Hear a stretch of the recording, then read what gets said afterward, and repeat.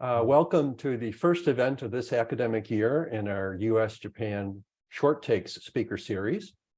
Our program today is titled The Debate Over New Forms of Capitalism in Japan and the US, and we have two outstanding speakers. I'm Bruce Aronson, Senior Advisor to the Japan Center at the US Asia Law Institute of NYU School of Law and an adjunct professor at the law school, and I will be the moderator today. First, I would like to thank our co-sponsor for today's event, the Apex Study Center of Columbia University. Before we begin, I would like to make two brief announcements on upcoming programs. First, on Tuesday, November 29th, from noon to 1 p.m., we'll have a talk on the future of US-China tech relations, blockchain, crypto, and central bank digital currency by Winston Ma, an adjunct professor at NYU. And that will be in person only, although it is open to the public. And the very following day, these are our last two events of the semester, on Wednesday, November 30th, from 12:30 to 1:30 p.m., we'll have a talk on unleashing mass entrepreneurship, the impact of China's registered capital reform, featuring Wei Sui, a visiting professor at NYU Law. And that event will be hybrid, both in person and on Zoom, open to the public, and will also be recorded for later viewing. For today's program, I'm delighted to welcome two colleagues and friends who are leading experts in Japan and the US on comparative corporate governance, corporate law, and law and economics. Gen Goto, professor of law at the University of Tokyo, and Curtis Milhaupt, professor of law at Stanford University. Their bios are on our website. As you know, in many advanced countries, traditional forms of capitalism have come under increasing criticism as failing to serve the needs of society and as contributing to economic and social inequality. To deal with this problem in Japan, Prime Minister Kishida's signature policy is called a new form of capitalism. While in the US, business leaders such as the Business Roundtable have over the past several years been emphasizing stakeholder capitalism over shareholder capitalism. While there's been much talk about these topics, their impact and even their substance are not entirely clear. So we're very fortunate today to have two knowledgeable experts to help us sort out the similarities and differences between approaches in Japan and the US and the broader implications of this debate. I also note that relevant to our discussion today, on our website, there is a symposium from this spring on the social role of corporations in Asia Pacific. It's a collection of essays that examine the state of corporate ESG, environmental, social, and governance activities in 6 Asia-Pacific jurisdictions. And if you look in the chat box, I think you'll be able to find the URL link to that symposium. Our program today is 60 minutes. We will hear brief presentations from Gen and Curtis, and then enter into what I expect will be a free-flowing discussion. Following that, we will have a Q&A and respond to as many questions from the audience as possible. Please use the Q&A icon to send us questions. The chat function is not operating. So let's begin. It's already 11 p.m. in Tokyo time, so I think we should let Gen go first. Thank you for joining us. Gen, please go ahead. Okay, thank you, Kurt. Thank you, Bruce. And good morning to everyone in the US. It is my great pleasure to make this short speech here. And well, I hope that I can give some clear image of Kishida cabinet's new form of capitalism. Well, I'm afraid that I must start with some apologies that I think I cannot actually. It's not, we don't have any clear view yet. Well, maybe initially when the Kishida cabinet started, he might have had some plans more concrete, and he might have wanted to go more stakeholder capitalism.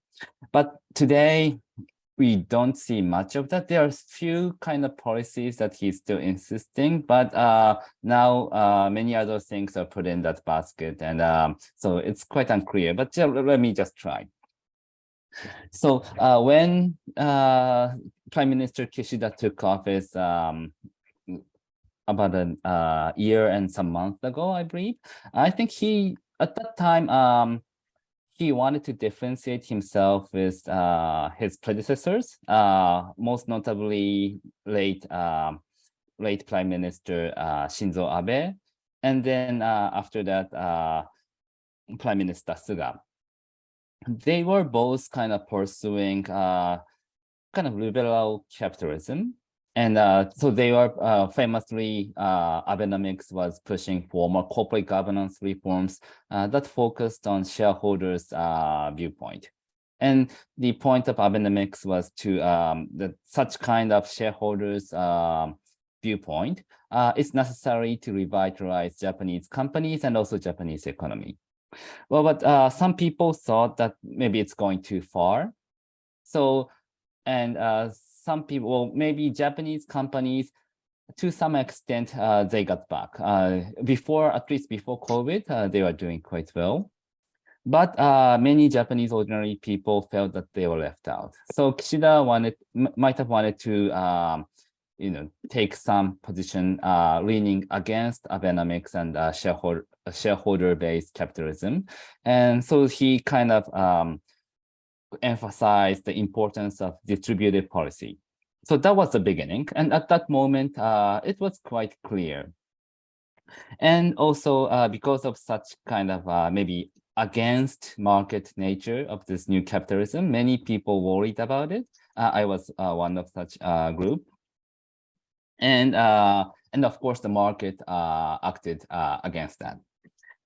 And because of this kind of backlash from the market, Kishida quickly noticed this. So he eventually retreated from his initial agenda, putting, he still keeps up the importance of distribution, but he tries at least to show his policy as market friendly.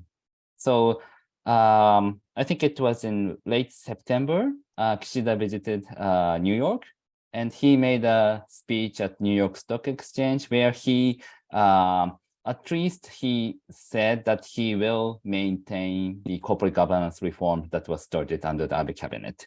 So he at least says that shareholder-based governance is still important, but also the distribution is important. And so this might, and he says this is new capitalism, but actually it's nothing new. Everyone has been saying this. Japanese traditional corporate governance was like that, and also many people all around the world says that like stakeholders or employees' interest is also important. And actually, Abenomics itself, Prime Minister Abe himself, also emphasized the importance of distributing to employees. He asked the Keidanren, which is kind of the Japanese roundtable, the groups of Japanese biggest companies, he requested informally to the large companies to raise wages. When the companies became more profitable, he asked to raise the wage so that Japanese people can spend more, which would lead to revitalizing Japanese economy. So, so actually, Kishida's, it's just kind of rhetoric, I would say, that on which side you emphasize.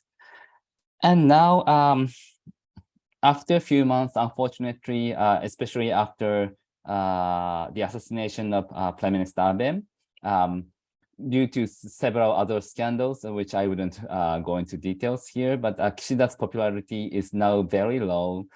Today, I read a newspaper saying that his support ratio is below 30%, which is very, very low. But luckily, he doesn't have any national elections for 3 more years. So he might try to go on this way, but now he cannot just go against the market, because once the stock price falls down, it'll be more and more difficult for him to stay in office. So so this is how Kishida's agenda is getting very murky.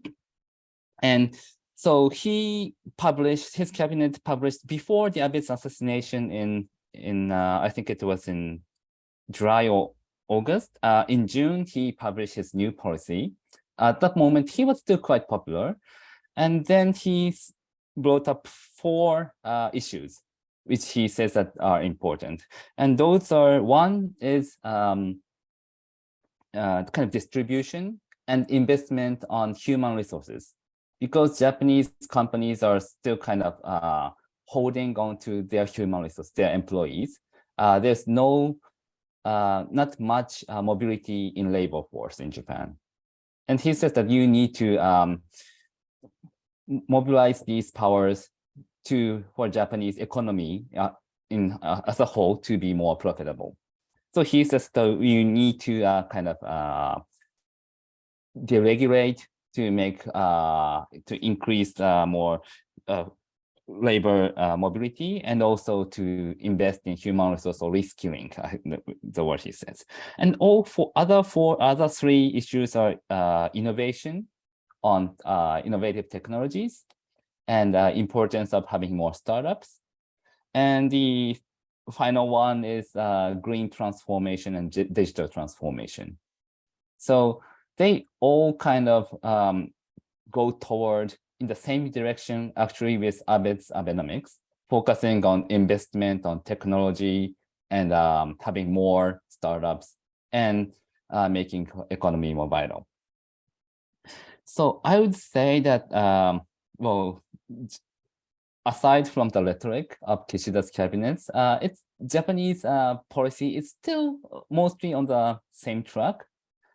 Maybe a bit more emphasis on distribution or raising wages.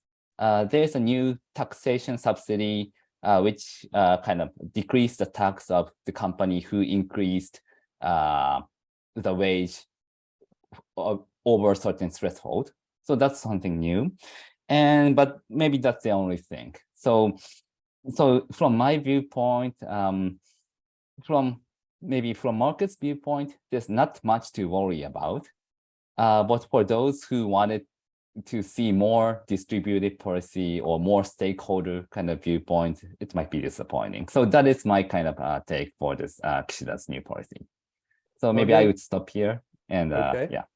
Again, thank you very much. I happened to be in attendance at Prime Minister Kishida's speech at the New York Stock Exchange, and noted the very first thing he talked about was corporate governance, which I thought was a departure from the past. And toward the end, he also talked about doubling the percentage of household assets invested in stocks and some other things which seemed quite difficult to achieve, but certainly seemed designed to calm down the markets. So your point is well taken. Yes, and I might also add that actually he emphasized that he would continue corporate governance reforms in New York Stock Exchange, but in Japan he doesn't say that that much. So that was for the stock exchange audience, perhaps, yes, to some degree. Okay, thank you, Curtis. Okay, please. Okay, well, thank you very much, Bruce and Catherine, for having me. I'm delighted to join again on this panel to discuss this very important topic. I'm going to keep my opening remarks very brief because it's very hard to summarize or get your arms around in a few minutes what's going on with ESG in the United States, and I think globally for that matter. I think that we are still in what I'll call the Wild West phase of ESG. An important conversation is developing, but we're in very early days, and there are a variety of cross currents. And I'm sure we'll get into details, and I hope we will. But there's also a lot of noise. There's greenwashing. There's non-transparency in terms of how various factors are being measured. So it's a big stew of things right now, and there's no question that ESG is here to stay, if for no other reason that an enormous industry is forming around it. If you talk, for example, to general counsels in the United States, they are very preoccupied with ESG. Outside counsel, there are practice groups in ESG forming in law firms that are extraordinarily busy right now. Partly monitoring what CEOs are saying publicly about their ESG efforts to make sure that they're not completely going off the ranch and saying things that can't be justified. So a lot of things are happening today. maybe I'll start by just laying out very briefly my own priors on this so that the audience understands where I'm coming from, and we can go from there.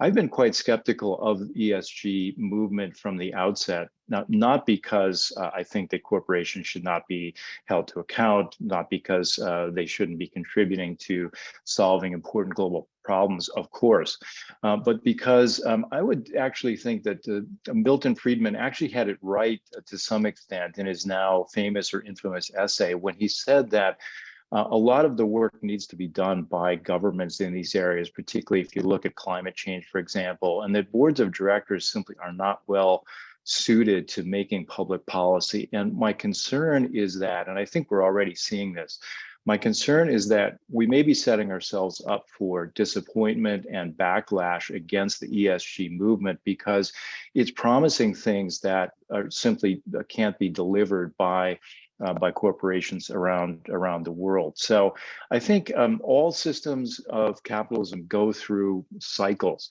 in which they emphasize stakeholders more, and then they swing back and emphasize shareholder primacy more. And this is illustrated very nicely if you look at the Business Roundtable's periodic statements on the purpose of the corporation. Actually, at roughly 20-year intervals, they have flip-flopped back and forth between emphasizing shareholder primacy as the exclusive goal of the corporation to being more stakeholder oriented. If you look at their statement of 20 years ago, it was all about the shareholders. And then in 2019, of course, they swung in the other direction to stakeholders. So I think we have to be conscious of the cyclical nature of some of this. We are clearly in a moment in which stakeholders are being emphasized. That's great. And as I said earlier, this is a very important conversation. But I think it's really important to note that we're at a very early stage of this.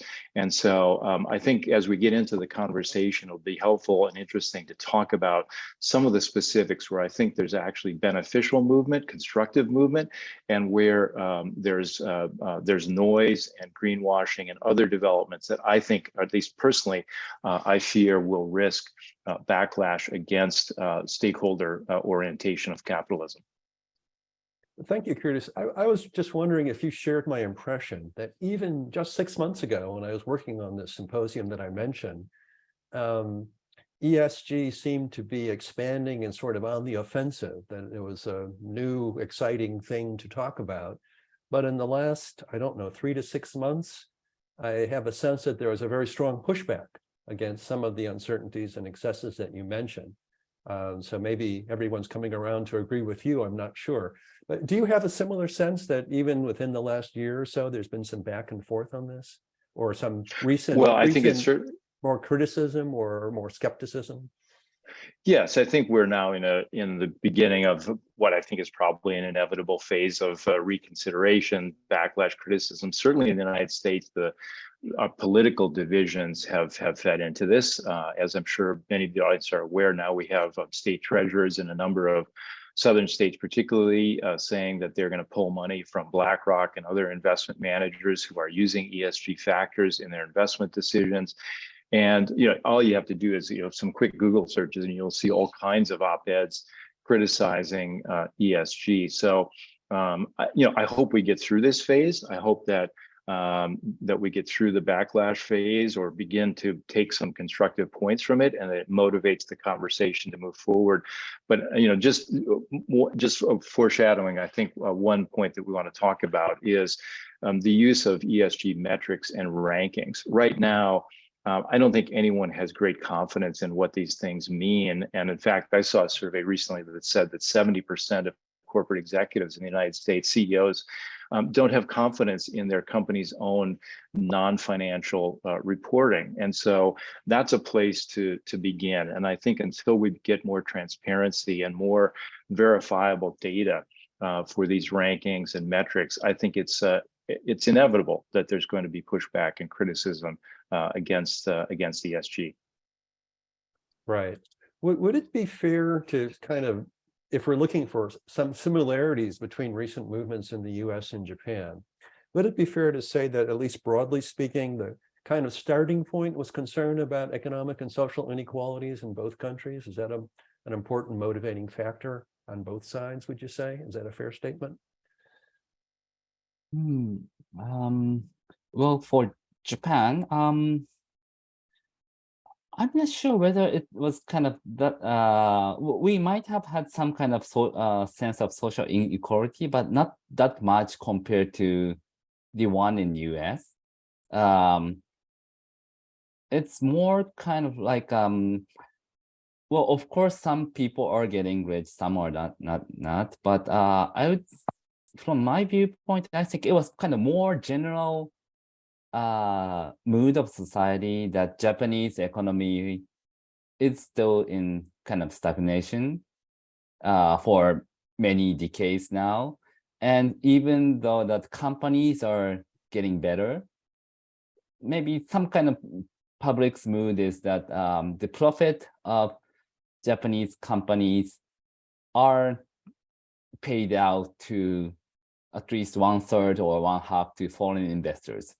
So the Japanese public is not profiting. So I wouldn't say that this is kind of a sense of social inequality within Japan, but that kind of notion. Well, and actually this is not completely true because Japanese people would benefit from the rise of share price via government pension fund and Bank of Japan's purchase of ETF, but still, so there was some kind of that Japanese ordinary people are not being treated fairly, but I'm not sure whether we can say that this is same with US.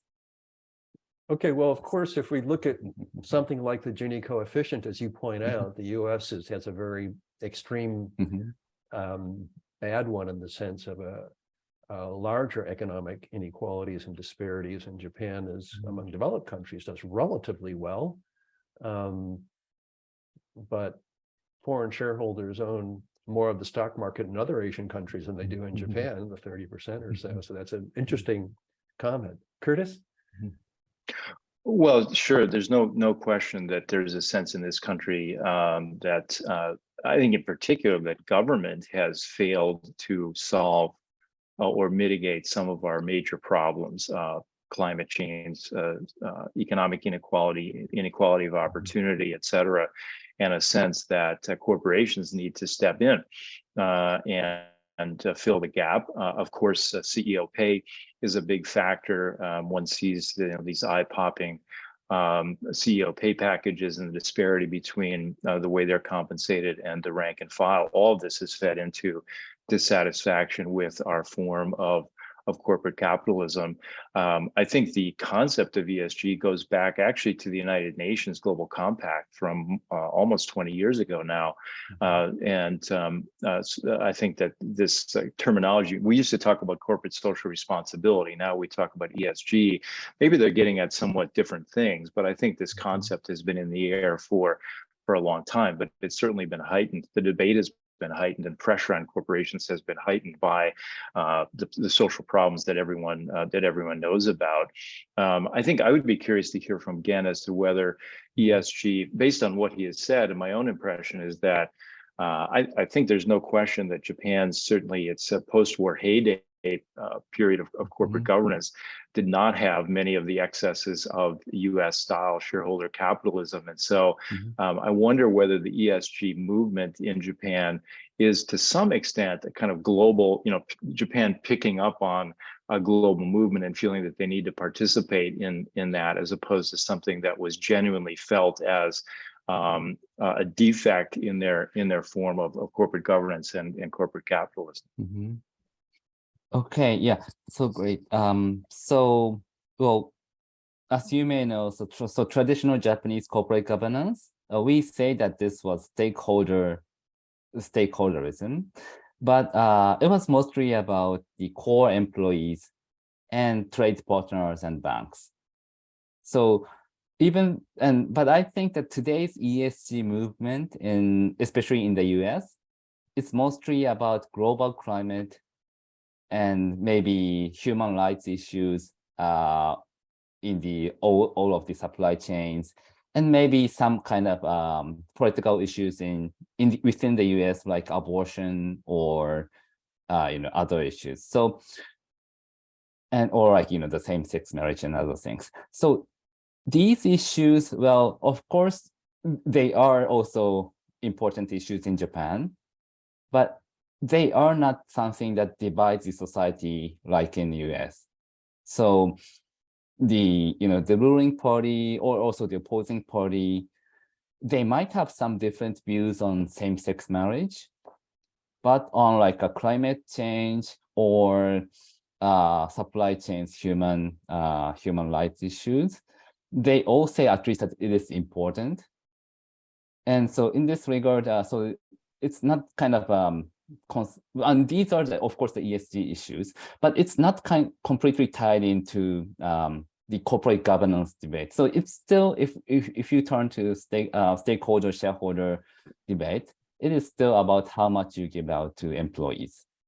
So, and I think this is kind of the biggest difference between the current discussion in US and Japan. So we don't, at least from my viewpoint, the ESG movement in the US is, we cannot say that this is kind of what Japanese was doing for many years. And actually Japanese companies, well, I don't think that they have been so serious about climate change or other environmental issues, For example, Tokyo Electric Power Company, if they were aware of negative externalities, they should have done much better. So, well, following up on that, would it be fair then to say one of the big differences is the role of government versus the role of private parties in the two countries? And Curtis mentioned that due perhaps to perceptions of government failures, that we're expecting whom? BlackRock? I mean, institutional investors to pressure corporations to do more for the environment or for society, where in Japan, perhaps something more of a kind of government business partnership, perhaps, in areas like climate change. Is that a valid distinction? Well, I was struck by Gen's comments in that he talked about government policy. There's certainly much less kind of coherent government policy around ESG in the United States. So I think that's true, and I think that the sense that corporations should contribute to public goods has been around really since the dawn of the corporation. As everyone knows, I mean, corporations used to have to be chartered by governments to supply public goods. So the nature of the public contribution of corporations has changed. But this sense that there should be some sort of larger social benefit to corporations has been around for a long time. I think so. I don't think what we're talking about is entirely new, but I do think the sense that, at least in the United States, I think the sense that government is failing to solve these big problems has put pressure on corporations. But I think in your question, Bruce, you highlighted something that's important in thinking about ESG. So, one question is the impact of a corporation on the environment, for example. And another distinct question is the environment's impact on corporations. And I think if we're going to actually ask corporations to solve or mitigate these big social problems, we need to have some way of encouraging or forcing through market forces or otherwise corporations to have an impact. But I think a lot of the conversation so far has been around the impact of climate, for example, on corporations, and asking whether taking account of these things improves profits in effect. So until we find ways to really encourage corporations to have a larger impact, I don't think that there's going to be a lot of actual movement to have corporations helping to solve these problems. So I think it's kind of an analytical distinction that needs to be drawn. Well, thank you. We twice at NYU in the last semester, we've heard from Masako Mori, who's the special advisor to Prime Minister Kishida on women's empowerment in Japan, one in a in-person talk at NYU and one recorded video as part of our recent Gillette dialogue event. And she made the point that all of the four pillars of the new form of capitalism that Gen mentioned have as a foundation a greater role for women.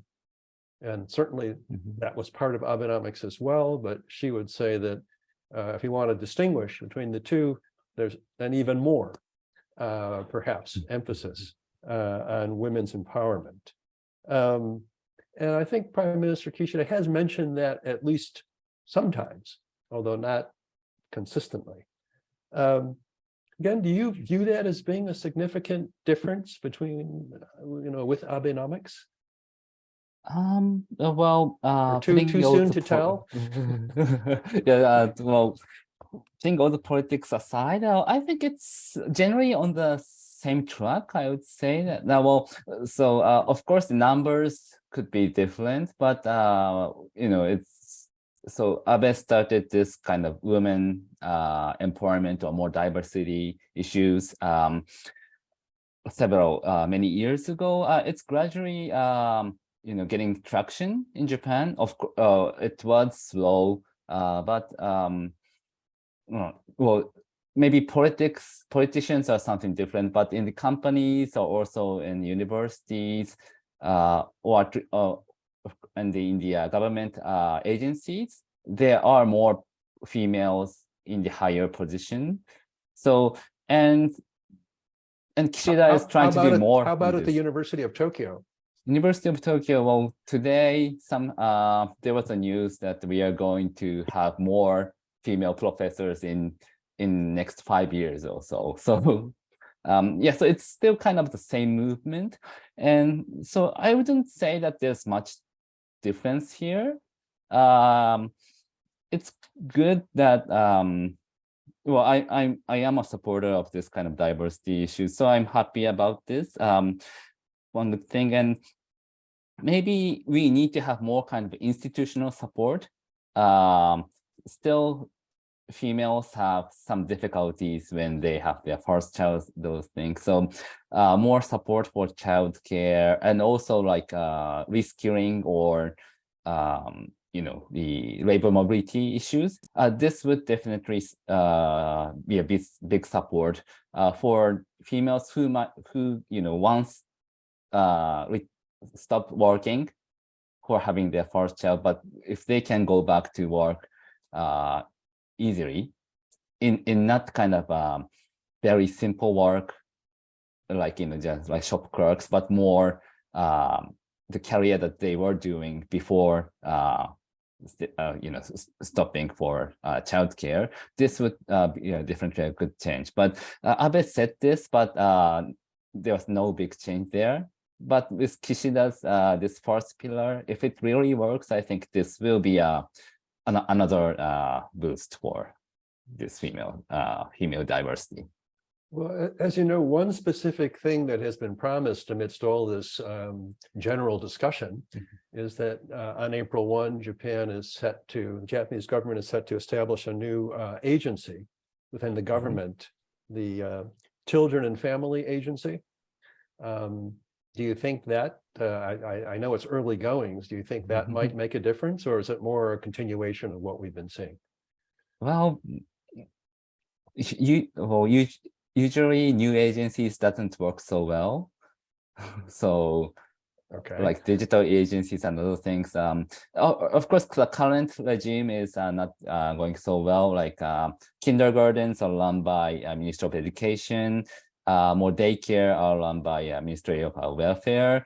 And with all the bureaucracies, it's a bit difficult. But even if we make one agency, I think they will start having this kind of division within the agency. So having a new agency is kind of a symbolic, but it just itself doesn't change much. But maybe I'm too skeptical here.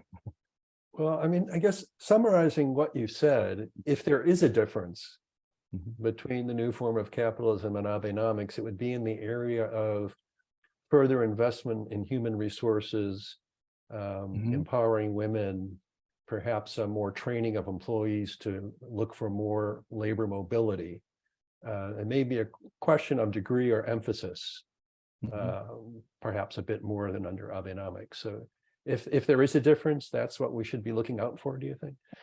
Yeah, so well, maybe that was not the true intention of Prime Minister Kishida, but what we are seeing, I think that is the difference. And I think that with the Abenomics and more shareholders influence, Japanese companies are now they started to focus on their core competency and think about their business portfolio. But with this, you need to have more labor mobility. So I think that just came in as the next stage. It's not kind of a change of the course, but from some kind of effect of Abenomics reforms, this was kind of the necessary thing to do. And I think they just coined this as a new form of capitalism. So it's just kind of selling of their policy package. But the substance, I think it's not that so different. It's kind of a continuation still, I think. Well, sticking to Japan for a moment, I'd like to ask both of you, maybe starting with Curtis, maybe we should be clear about what we think about Abenomics. Was it successful? I mean, as we all know, the two highlighted areas of structural reform were women's empowerment and corporate governance reform. And in both cases, there was a lot of talk and setting targets. And to the extent there was any formal legal action, it was kind of disclosure requirements and soft law. Do we think that Abenomics made substantial progress in those areas? That might affect what we think will happen going forward with Kishida's new form of capitalism. Curtis, from your vantage point, what do you make of that? Well, going back to my comment earlier that I think systems go through cycles, I think the Abenomics did succeed in pushing Japanese corporate governance closer to an orientation toward shareholders. I think the various steps that were taken, the stewardship code, corporate governance code, and the like, did have that effect of making Japanese managers more conscious of their shareholders, their responsibilities to shareholders, placing emphasis on financial returns. And there seems to have been some market response to that. So I think in that sense, it did, if that was the goal, which I think it was, then I think it succeeded at some level.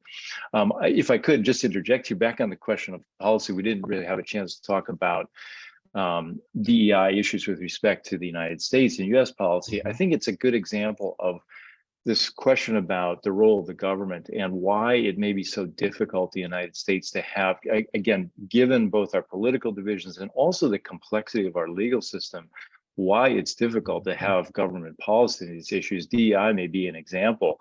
We'll have to await the US Supreme Court's ruling on the affirmative action cases involving Harvard, et cetera, because that could have great ramifications for the private sector as well. I think many people believe that the US Supreme Court, this court, is going to strike down race-based admissions processes. And if that's true, if that happens, DEI policies in the corporate sector are going to be jeopardized or greatly influenced as well. So it's an example, I think, of why it could be very difficult to make progress in these areas through government policy. The SEC's climate disclosure rule is another example. They came out with this extraordinarily ambitious rule. It attracted 5,000 comments. It's already, attracting criticism from all different quarters. It's been thrown into great doubt by the Supreme Court's ruling in this West Virginia versus EPA case last year. So I think it's a good illustration of why this area is so difficult to make progress in from a government policy perspective. Perhaps it's easier to some extent in Japan to carry out these policies. I realize I've strayed from the Abenomics question, but I wanted to make that point because I think in thinking about differences between the two systems, I think that's a very important one. Well, and I think it's very on point because picking up on what you've been discussing, that would also suggest that it's more difficult in the US to adopt a soft law kind of approach as was done in Japan, setting goals and disclosure and more cooperative government industry relationship that perhaps to some extent over time, as in Abenomics, might make some progress, but not full-blown legal requirements. So maybe that kind of collaborative aspect is also more difficult in the US, given our present divisions. So again, where do you come out on Abenomics? The success of Abenomics, and can we expect, if it was at least somewhat successful, can we expect more progress? Okay, yeah. So if we so for one focus of Abenomics was to have more like independent directors on board. And if you just look at the numbers, there was a huge change. 10, 12 years ago, more than majority of companies had no single outside directors. Now, the major ones, they need to have at least 1/3 independent board. And that was well, it took a long time, more than a decade, but it is still a big change for Japanese corporate system. So that was a change. So in that regard, it was not a failure. But the ultimate goal was to having more shareholder influence would revitalize the Japanese economy. And did that happen? Well, at least, well, of course, we had COVID and Russian-Ukrainian war, which, it's damaging all nations. But still, even taking that aside, I think that we don't see the full recovery of the Japanese economy yet.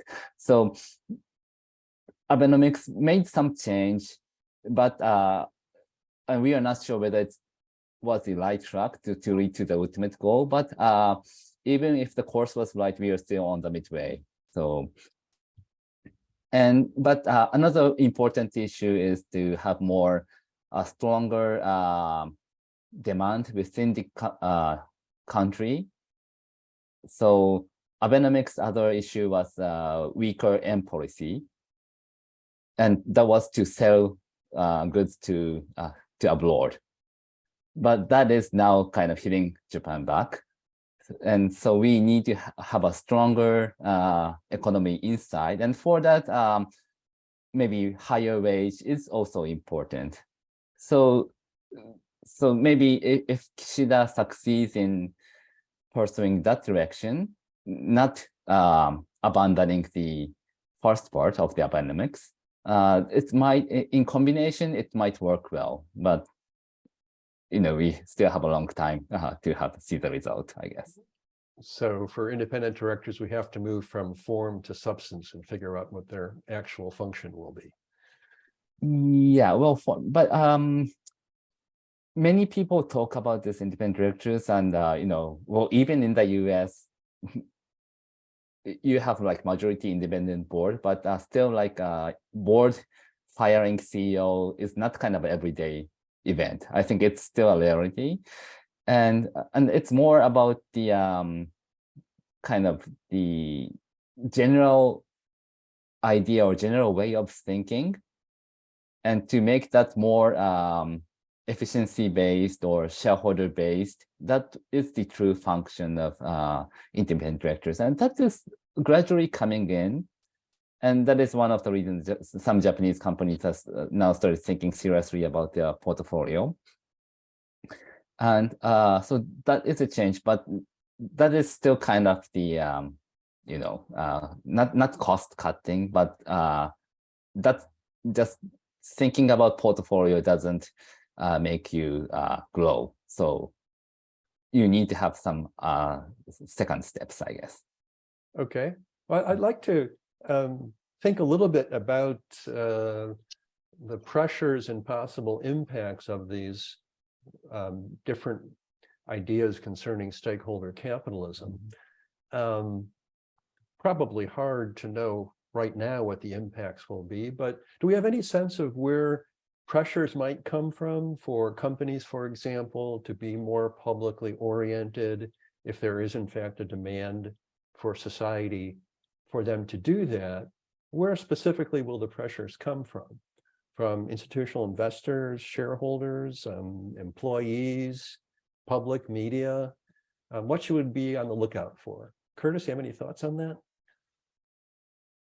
Well, in the United States, certainly employees have become more active. That's been a considerable source of pressure. And I think concern, again, if you talk to general counsels, they will very frequently mention the, to some extent, conundrum that employee activism puts senior management in, because almost regardless of what they do, again, going back to the fact that we live in quite a divided society, almost whatever they do is going to alienate half of their workforce.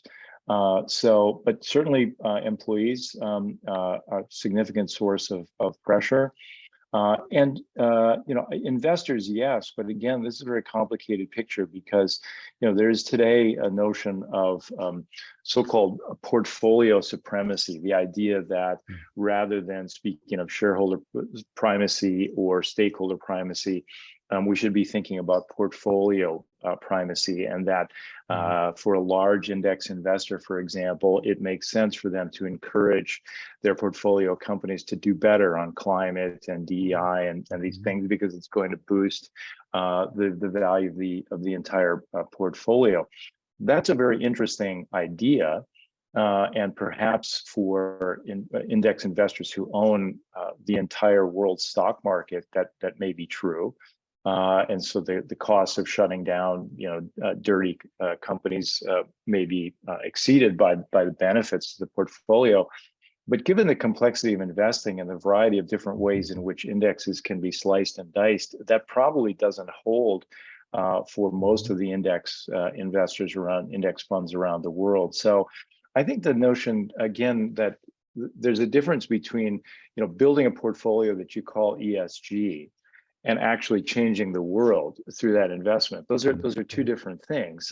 Vanguard's largest ESG fund has a correlation with the S&P 500 of 0.997. So calling a fund ESG doesn't change the world. And so I think that if we want real impact to come from investors, we need to give them incentives for that, and we need to incentivize senior management to make those changes. And I think that has to come through changing the way executives are compensated. And I think people are working on this issue. I think some companies may be taking some early steps in this regard, but I think we're looking for companies to have an impact. You have to find ways to incentivize that, either through government policies or through private incentive arrangements. Well, thank you. I was the head of a compensation committee of a Japanese company, and I'm well aware that median CEO compensation in the US is 10 times that of Japan, the two extremes among the OECD countries. So that's not something we talk about very much in Japan, but it certainly sounds relevant to producing some results in the US. So again, how about pressures on Japanese companies in Japan? Where is that going to come from, if anywhere? Yeah, if anywhere, yeah. So that's a good point. But so one thing that I always feel about this discussion of these ESG issues, well, we tend to discuss like ESG as a kind of one big issue, but actually it's all kind of different things. Like climate change is one, human rights abuse in Shenzhen is another thing, and diversity within Japan, it's also another big issue, but it's all different. And so I think it's the pressure wouldn't come from one single source, I guess. So if it's about human rights or in the supply chain or climate change, I think at this moment, I think the pressure will mostly come from the foreign products market. So if Japanese company want to sell, especially consumer goods, they need to face these issues seriously. Not that much from Japanese product markets yet, but it might change. And also for climate change or green transformation, maybe government would push in the sense that if this might kind of become a good business opportunity for Japanese company and technological innovation. So that is another thing. But yeah, and what else? Diversity is also coming from government. So, and for the investors' influence, I am also skeptical. They talk about this, but institutional investors, they ask about ESG issues because they are kind of required to show that they care about this. So they just ask, but they doesn't make that much difference. But still, government might think that at least Japanese company need to, try to answer those questions. And then, so it'll be anyway from the government pressure route, I guess. So it's, Okay. and ESG is still not kind of a big thing compared to the US or Europe. So yeah, Okay, it's thank still you. more about economic growth, I think. Okay, I think we should move to some questions from the audience in the Mhm. 10 minutes or so we have remaining. And the first question is one that Gen already started addressing. Should we divide ESG into E and S and G? The environmental issues seem more global and multinationals care about them. G seems to be more representative of shareholder capitalism, or S might be stakeholder capitalism. So does it even make sense to talk about ESG as one thing, or should we think about some of those issues more separately? Curtis, you have any thoughts on that? Well, my short answer is yes. I think we should separate these things. I completely agree with Gen, and the question. I think one of the reasons that there is skepticism building about ESG is that it is just all kind of lumped together, and these things require very different metrics to measure performance. And so, yes, absolutely, they need to be taken apart. It's, ESG is a very great slogan. It's very catchy, it's short, it's punchy, but in terms of actually making progress, absolutely, these things need to be treated as distinct. Again, I recall that some years ago, before there were many outside directors in Japanese companies, we used to joke that Japan is excellent on E, medium, okay, average on S, and horrible on G. And perhaps some of the corporate governance reform was addressed to kind of raise the metrics. I'm not sure. But do you have any further thoughts on sort of ESG as a concept, or whether it should be broken up?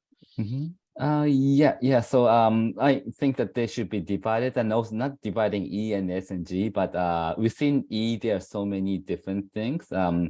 Climate change is one huge issue, but like all kind of pollutions, it's more, it could be more local, and but they are still also important, and so like oceans and other things. So and S is more diverse.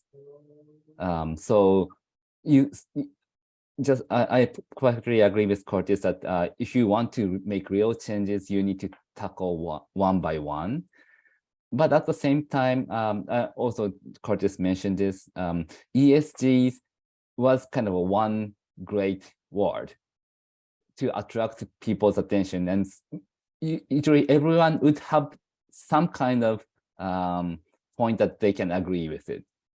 So if you say that discuss everything separately, it'll be very difficult to get this kind of huge traction. So it was kind of a genius invention, but so I wouldn't say that we need to abandon this term. It's convenient, but it's not kind of a practical solution. Okay, so your thought is ESG might be good for mobilizing people, and Curtis's prior comment was maybe it's good to sell funds, but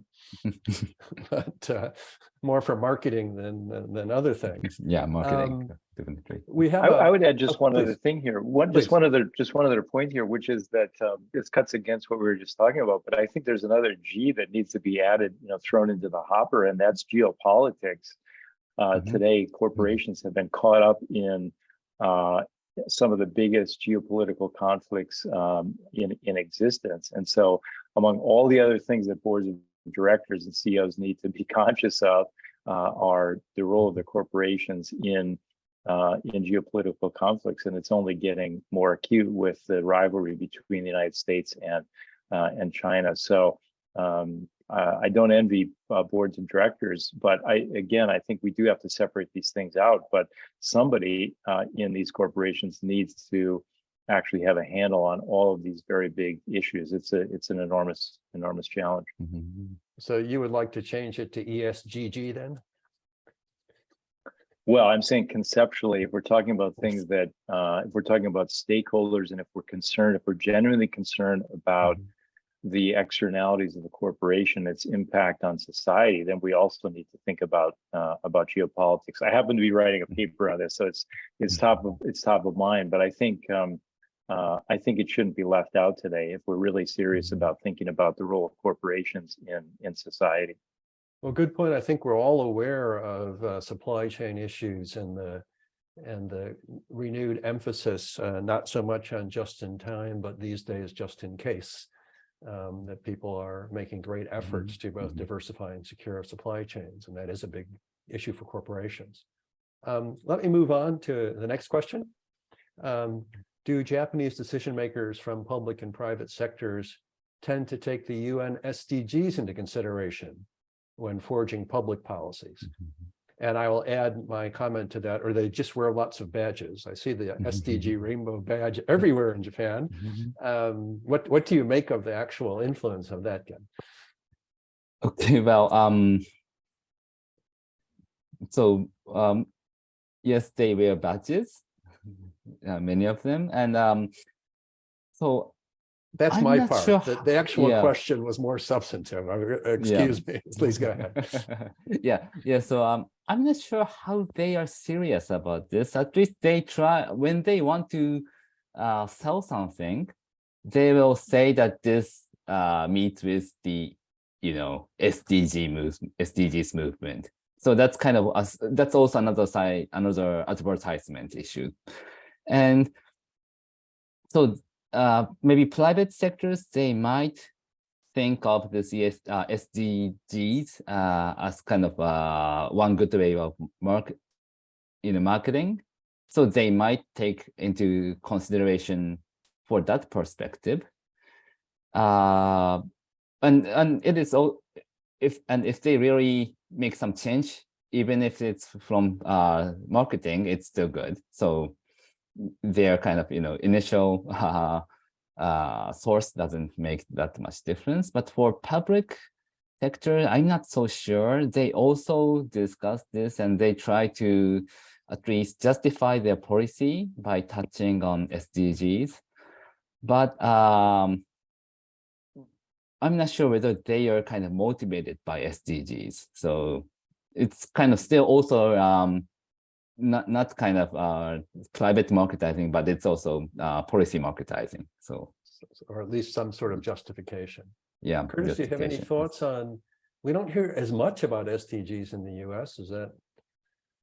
I really don't hear about it at all. I don't think it's really part of the conversation here for whatever reason. Okay. I see. Yeah. So maybe one kind of big estimation for Japanese companies to touch on SDGs was the Tokyo Olympics. That was strongly tied to SDGs, and so it was fancy to talk about SDGs in Japan, and it's still going on. And then now we have this ESG movement, so it's kind of a normal thing. So it's not kind of something special, but so I think they don't, think that seriously about this anymore.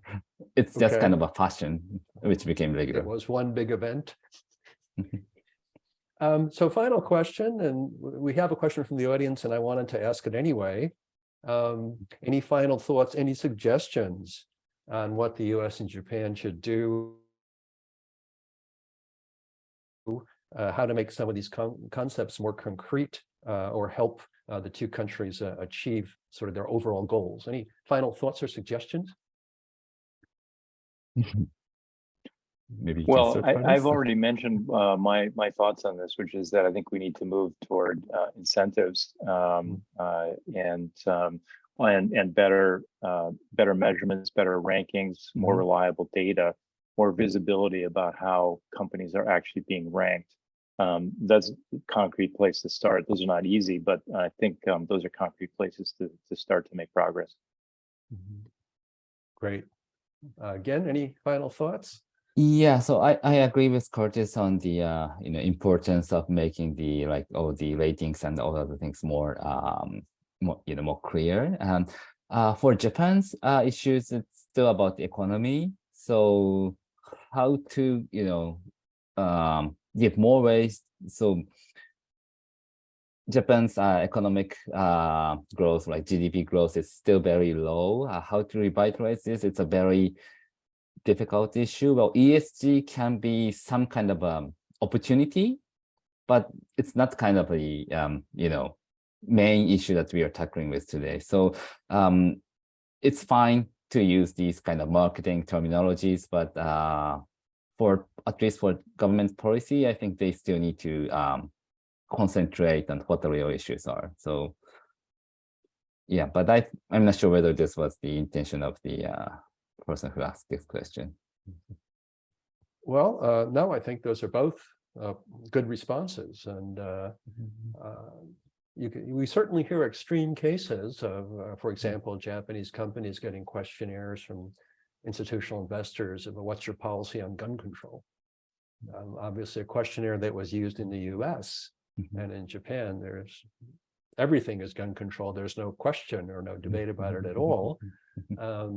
So is that sort of something that's silly and should be ignored, or is it something that, as Japanese companies internationalize, they should be aware of issues in other societies as well? I think there's actually more than one way to think about those things.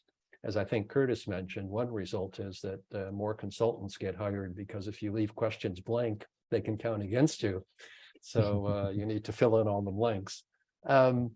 Our time is up. It passed by very quickly. I'd like to thank both our speakers for a very illuminating discussion. I certainly learned a great deal. I'd like to thank our audience. We didn't get to every last question, but we tried our best. So thank everyone, and hope you'll tune in again with us again for programs in the future.